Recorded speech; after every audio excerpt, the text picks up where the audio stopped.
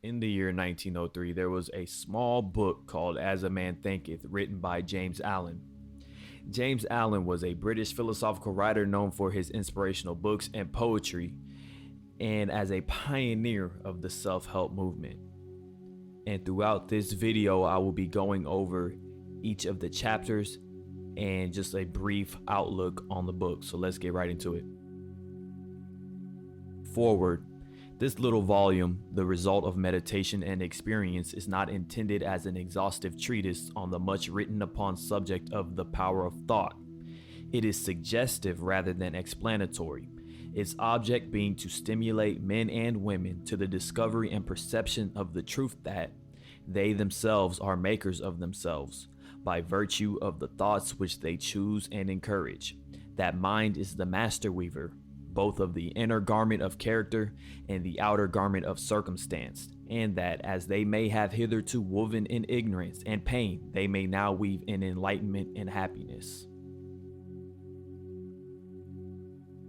Thought and character.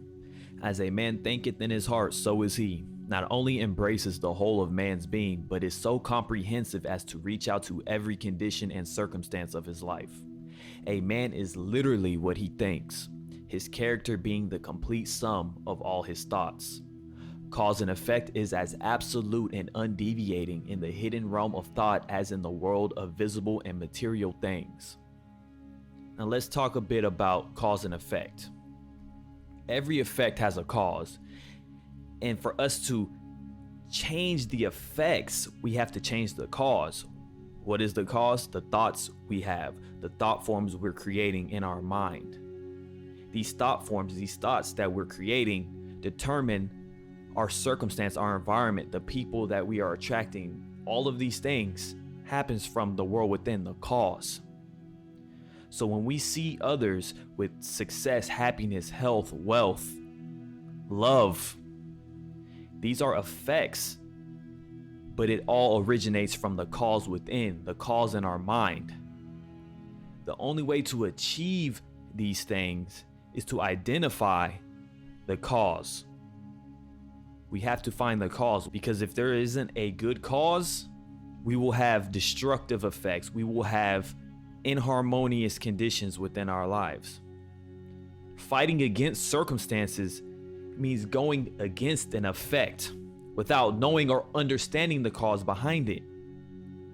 So how do we get those things? If we desire them, we have to have the right cause in our mind, in the world within. It all starts with the cause. A noble and godlike character is not a thing of favor or chance, but is the natural result of continued effort and right thinking. Nothing just happens. There's no such thing as chance. Chance is just universal law not recognized. And when we learn to understand this relation between the world within and the world without, we get control of our lives. We get the power, because the knowledge of cause and effect is power. By the right choice and true application of thought, man ascends to the divine perfection. By the abuse and wrong application of thought, he descends below the level of the beast. The divine perfection is achieved by becoming aware of our own divinity, our own individuality, our I amness. And when we understand the laws of thought, the laws of the universe, which are based in truth, we are fully receptive to receive this divine perfection, to receive that information from that omnipotent source. The best ways to do this is through meditation, prayer, affirmations, whatever helps you best. Some like to visualize, some like to have the affirmation self-talk, auto-suggestion, and some people like to pray. Prayer is talking to God. Meditation is listening to God. He says man can only become the conscious master by discovering within himself the laws of thought, which discovery is totally a matter of application, self-analysis, and experience. Only by patience, practice, and ceaseless importunity can a man enter the door of the temple of knowledge. So to become this conscious master, we have to be thinking big thoughts, grand thoughts, magnificent thoughts, and eliminating all of the negative thoughts, all of the negative self-talk. This is cause and effect. But we have to understand it takes time and effort to learn mental transmutation. It takes time and effort to learn the power of thought vibration. It takes time and effort to learn how to scientifically think, right thinking. But it is critical for creating the conditions we want, the harmonious, constructive conditions we want, as opposed to inharmonious and destructive ones. Patience and practice are necessary in order to develop strength and power, right? Physically, mentally, and spiritually. It's not instant. Anything worth any value takes time. And when we put in that time and that effort, that's when the door of the temple of knowledge will open.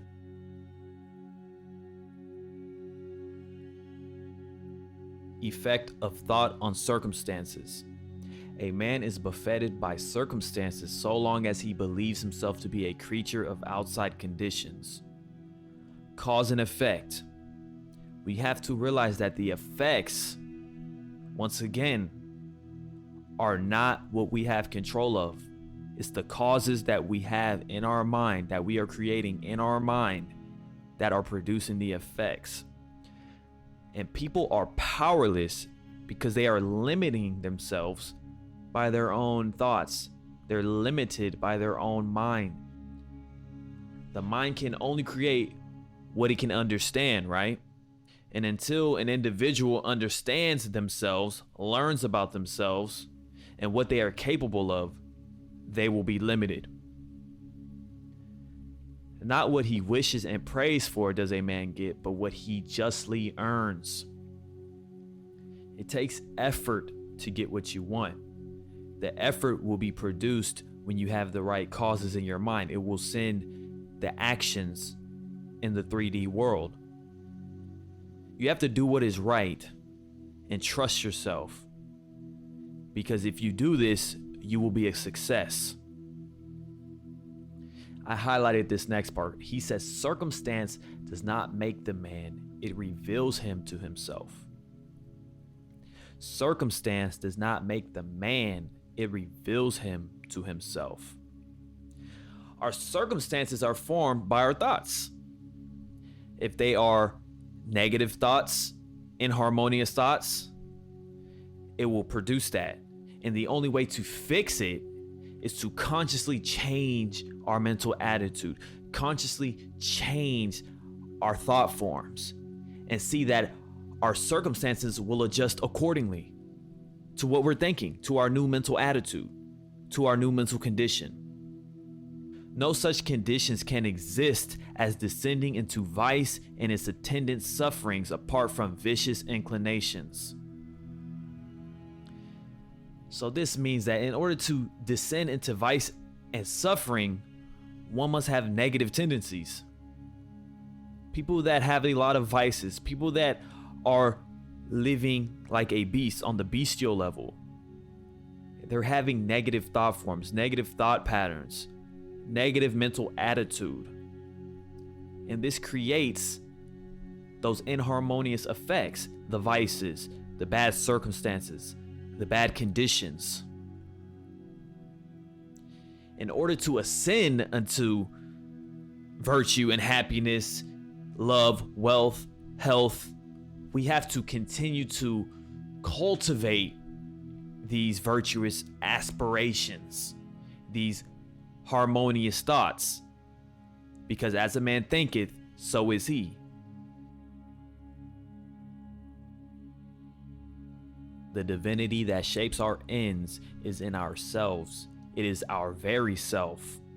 A man is not rightly conditioned until he is a happy, healthy, and prosperous being.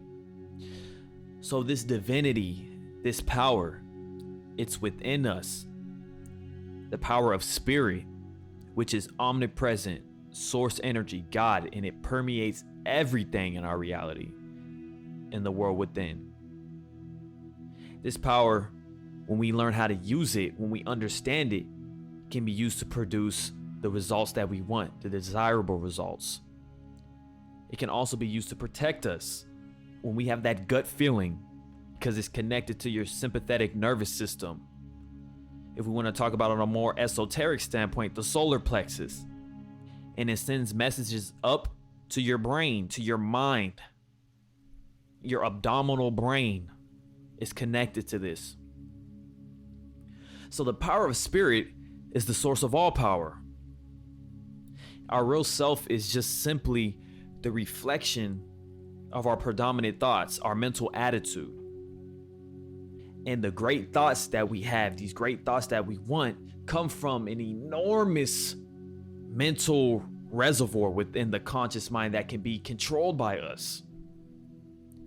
And those who understand this accomplish more than those who don't. A man only begins to be a man when he ceases to whine and commences to search for the hidden justice which regulates his life. Blessedness is not material possessions, not indulgence, not wealth, but inner happiness. We have to realize that when we whine, complain about what is happening right now in the present, this is negative. This is reinforcing in your mind that you don't have what you want. Remember, you get there by realizing you're there already. So when you're whining and complaining, this stops us from achieving our goals. These certain thoughts, these negative thoughts, often bring sorrow, misery. You walk one step forward, it'll send you 2 steps back of the harmonious things that you've created. So the blessedness is not the material things in life. It's the inner happiness. There's many people in life that have a lot of material possessions, but they're not inwardly happy. So they're constantly trying to get validation from the world without, when the world within and the inner happiness is what is the true reality. Effect of thought on health and the body. The body is the servant of the mind. It obeys the operations of the mind, whether they be deliberately chosen or automatically expressed. Strong, pure, and happy thoughts build up the body in vigor and grace. Out of a clean heart comes a clean life and a clean body. So when he says the body is the servant of the mind, we are describing the relationship between the conscious and the subconscious mind. The conscious mind is the male mind. The subconscious mind is the female mind. So when you have conscious thoughts with feeling and with autosuggestion, affirmations, self-visualization, it impregnates the subconscious mind, the female mind. And then over time, it will be expressed externally in the physical reality. What we think in mind with feeling will be expressed externally. And if we have a clean heart, a clean mind, that will be our life. If we have negative thoughts and destructive thoughts, that will be our life. A change of diet will not help a man who will not change his thoughts. If you would perfect your body, guard your mind. It is extremely important to guard yourself against false suggestions, false impressions, negative self-talk, peer pressure. We have to guard our mind and learn to cultivate positive thoughts. How do we protect our mind? By understanding how it works. When we understand how it works, then we can use it constructively. A lot of people have issues because they don't understand their mind, they don't understand how it works, and they deal with the effects. So that's what they see in their physical reality, is inharmonious conditions. Thoughts of malice, envy, disappointment, and despondency rob the body of its health and grace. But those who have lived righteously, age is calm, peaceful, and softly mellowed like the setting sun. So malice, envy, disappointment, these are low vibrations. Despondency, low vibration. And these vibrations have a negative effect on our body, our anatomy and physiology, because it's a cause.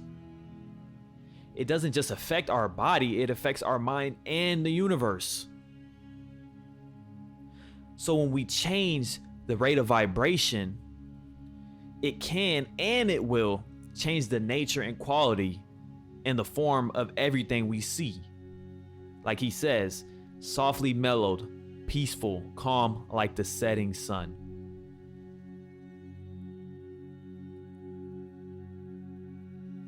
Thoughts and purpose.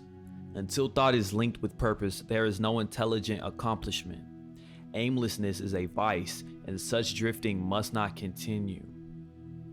So when we start to understand more about ourselves, learn more about the laws of the universe, learn more about how to use our minds, we will eventually reveal the purpose within ourselves, our ideal.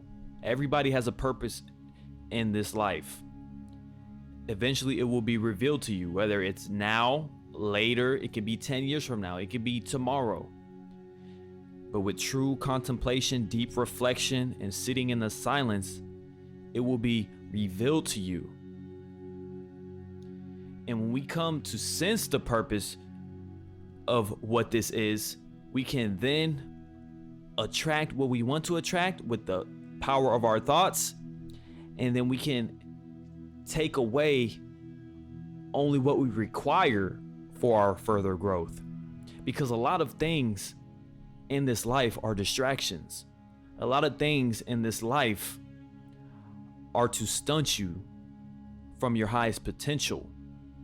So you have to use discernment and understand to trust yourself.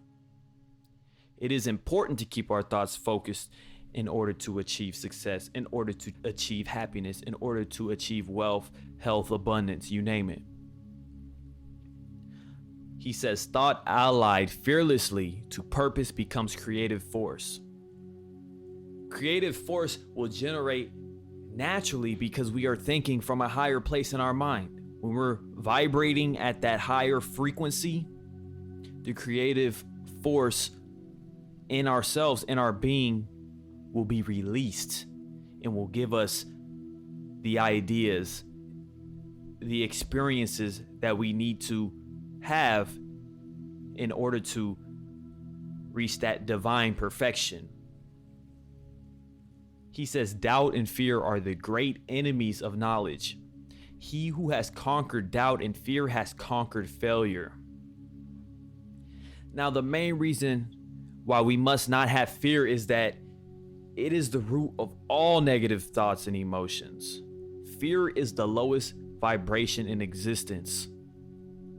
And when we have fear, when we have doubt, it blocks our ability to think clearly, to think efficiently, to have the right ideas and thoughts. And this will lead to all sorts of physical and mental illnesses, spiritual illnesses too. So when we eliminate fear from our lives, we will achieve greater success in all areas of life. The thought factor in achievement. A man's weakness and strength, purity and impurity are his own and not another man's. A man whose first thought is bestial indulgence could neither think clearly nor plan methodically. Not having commenced manfully to control his thoughts, he is not in a position to control affairs. So we have to realize we are in control of ourselves. We are in control of our destiny. We are in control of our life. And when we follow the principles and the laws governing our mind, we can create the conditions we desire, because thoughts are things. We can also achieve a state of harmony with that divine perfection when we take that righteous path, when we're following our purpose, when we're thinking the right thoughts. This knowledge that we have is not simply just stored away in our mind, in our head. It has to be applied in order to be effective. And how is it applied? Cause and effect. Are you filling your mind with the right causes, the right thoughts? It will lead to the right effects. There can be no progress, no achievement without sacrifice, says Jesus. So in order for us to grow, we must sacrifice our individual desires in favor of the greater good. We must be willing to give up what is not essential in order to achieve our goals.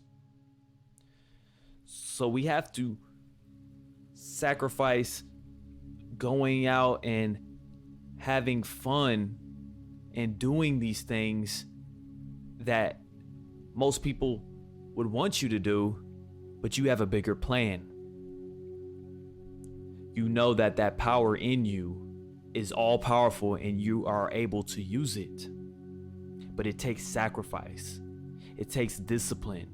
It takes commitment, devotion. When you do the true work and you really do what is necessary, you will see the results. It's inevitable. It's inevitable. He says the universe does not favor the greedy, the dishonest, the vicious. When you're being greedy and dishonest, it will lead down to one road. And this one road has many different things: failure, humiliation, disaster, embarrassment, loss of love, isolation. When I say isolation, I'm not talking about solitude. Isolation. When you're trying to get over on people, being greedy, being dishonest, being too competitive in a vicious manner, will lead down this road of no fulfillment. No fulfillment. Because when we're one with that divine perfection, it's all knowing. It's an abundance. There's enough for everybody. The universe favors those who are honest and virtuous. And all the great teachers have said this in many, many different ways. Because when we are virtuous and we're taking that righteous path, we will overcome any obstacle.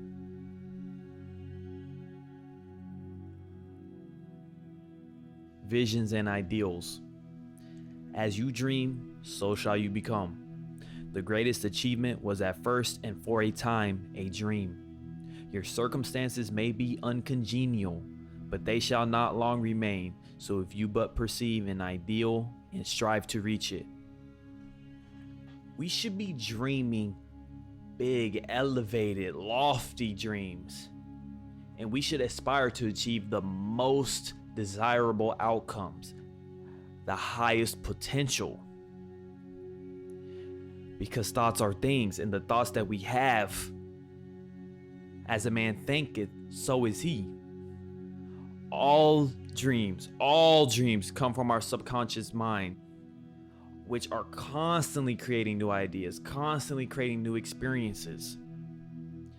So we have to be careful in our planning and select only the best. Only the best. If we're having negative self-talk and negative thoughts, we have to remove them at once. Because the ability to understand and apply constructive imagination is key to achieving your dreams. It is key to achieving your dreams. I highlighted this next part. He said, you cannot travel within and stand still without. You cannot travel within and stand still without. Once again, cause and effect. If you are having the right causes in your mind, the right thoughts in your mind, it will move you in the without, the world without. If the things that you are thinking in the world within are harmonious, your world without will show you that. And once we have created a connection between our world within and the world without, we can ask for anything we desire. We can get anything we want. Because the divine perfection, the source, the omnipotence, God, is all powerful and permeates everything in our reality. He says, into your hands will be placed the exact results of your own thoughts. You will receive that which you earn. You earn this by doing this through practice, through meditation, through sitting in a silence, through prayer, through affirmations, auto-suggestions, mantras, whatever helps you best. When you concentrate on that one thing, when you concentrate on that one ideal, you will become aware of nothing but that thing. And it has to be positive. He says gifts, powers, material, intellectual, and spiritual possessions are the fruits of effort. Gifts can also be intangible things like friendship or love. It doesn't necessarily have to mean material things. I know today's society teaches that success and happiness is material things, or is the only thing, as a matter of fact, but it's not. It is that inner happiness, that inner peace within yourself that brings these true gifts. And when you have that inner happiness, that inner peace, the material things that you want will come to you naturally. And the quality of the gifts you receive depends on the effort that was put into it.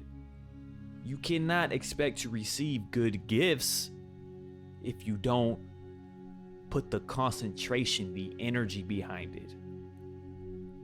There has to be energy behind it. When you're doing something so little,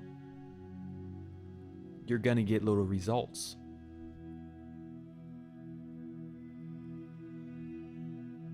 Serenity. Calmness of mind is one of the beautiful jewels of wisdom. It is the result of long and patient effort and self-control.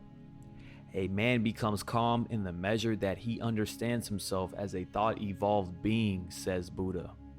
The more tranquil a man becomes, the greater is his success, his influence, his power for good. The strong, calm man is always loved and revered. Self-control is strength. Right thought is mastery. Calmness is power. So in order for us to become calm, we must first understand the true nature of the I and learn to use it. The I am, directs the mind, and the power of the mind directs and controls everything else in us. And by recognizing that it is always you, the supreme you, that speaks through your thoughts, feelings, and actions, it will help you control them and direct them completely. But it is necessary that the emotions be controlled and guided by intellect and reason. Say unto your heart, peace, be still. Repeat that affirmation morning and night. Peace, be still. When you're in the silence, peace, be still. Because when you're resting in that calm, tranquil state, you are safe and protected by that divine, omnipotent source. This is the end of the presentation, and I want to end it out with a quote that's actually in the beginning of the book, but it's a poem that James Allen wrote. And it says, quote, "Mind is the master power that molds and makes, and man is mind, and forevermore he takes. The tool of thought and shaping what he wills brings forth 1,000 joys, 1,000 ills. He thinks in secret, and it comes to pass. Environment is but his looking glass."